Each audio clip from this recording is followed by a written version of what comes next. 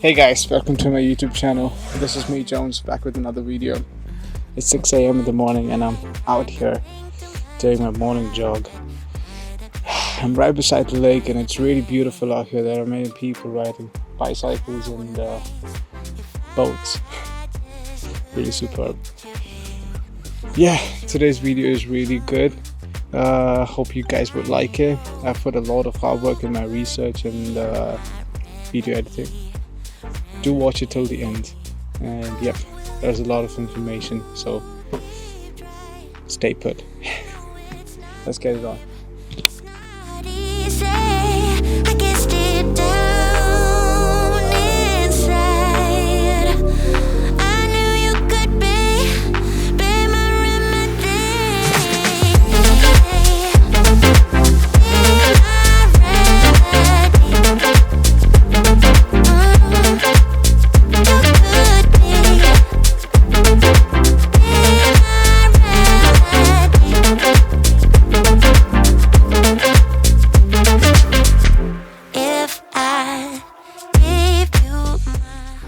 Whoa! All set for the video. Alrighty.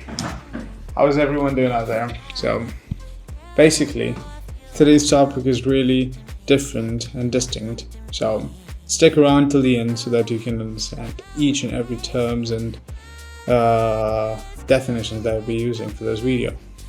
So, what is plastic money? So, they are banknotes that are made out of polymer plastic. I'm just joking, guys. Alright, so I'm talking about credit cards and debit cards that is hanging around in your wallet. Those are plastic money because they hold a value. And we do transaction instead of money. We use cards and credit cards and debit cards. So basically, plastic money. You guys might have thought that I'll be making a video on making money out of plastic. No, that's not how it works. Alright, so I'll be talking about credit cards, payment networks, and how in just a tap of a card, money revolves around the whole world and we are bestowed with the luxury of purchase or service. Yeah, so simple, right? Alright, I'm totally sure that, many of you might have not even thought about this kind of a topic, but it's there in everyone's wallet, but we never give it a chance to think. Yeah? So let's get to it. Before we start, let's see how credit cards came into existence. So let's range back around 100 to 200 years back. Let's go.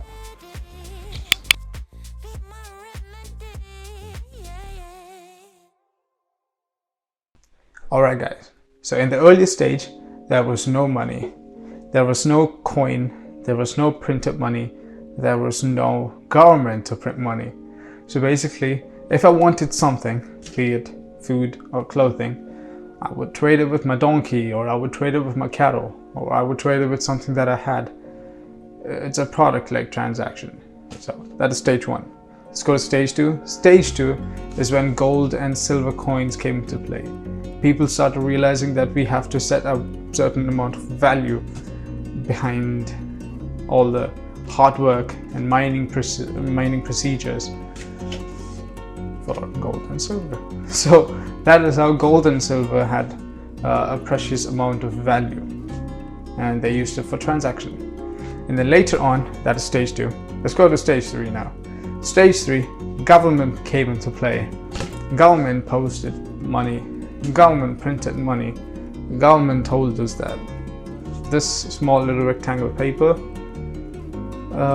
has got a certain amount of value, so use it wisely, enjoy your days, but keep money with you. So that is how money was used as a transactional method. Then came network, then came internet, then came computers and everything. So we have credit cards, we have online payment, we have debit cards, we have everything sort of the same thing. Like we have online payment happening and everything together in just merely fraction of seconds. So that's how credit cards and debit cards came into play. That's when credit cards and debit cards came into play. Now we also have online currencies like cryptocurrencies. We have the digital currency. Now, cryptocurrency is a wide topic to be, to be talked on. So I'll be talking about it. maybe I might create another video for that. So yeah, so that is when cryptocurrency. No, sorry, I was talking about credit card. This is the issue. I'm so obsessed with cryptocurrency that I will literally jump into it from anywhere. So yes, so that is how credit cards and debit cards came into play. So what exactly is Visa and MasterCard? It is a payment network that handles or operates or facilitates all the procedures that happens behind a transaction between a merchant and the bank. It is a company on its own, so it is not owned by a bank nor any financial institution. So simply putting their name on top of a credit card earns them money, because that is one of the ways they brand their name. We have many other kinds of payment networks like American Express, Discover, RuPay, that is back in India, Interac. Interac is a payment network that handles client cards of Royal Bank of Canada, and e-transfer is just Interac's service, nothing else. American Express is a leading card issuer and a payment network. It is mainly owned by businessmen and entrepreneurs. So high reputation comes with a high price. American Express is like that level of status. So that is why we don't really see many small businesses using American Express as their method of payment.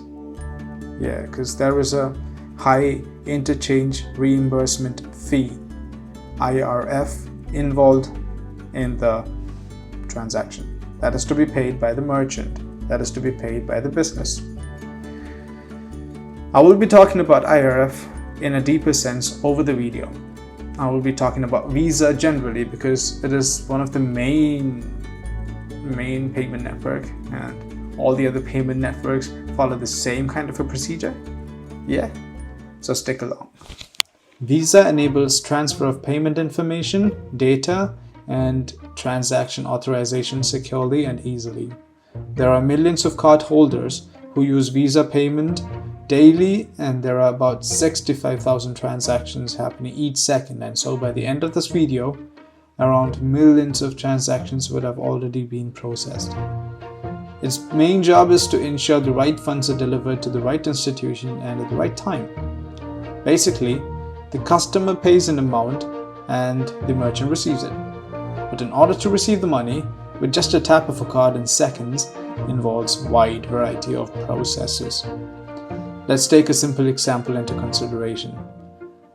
I got a raise in my job, and therefore I'm treating my friends with pizzas at my place. I'm at a pizza store, placing an order and opting Visa transaction as a payment network at the point of sale device. I pay the amount, also tipping the guys. The POS device then sends the information to the acquirer, also known as the merchant bank. This message is to authorize the payment to be transferred from the issuer, the customer's bank, that is my bank, to the merchant's bank.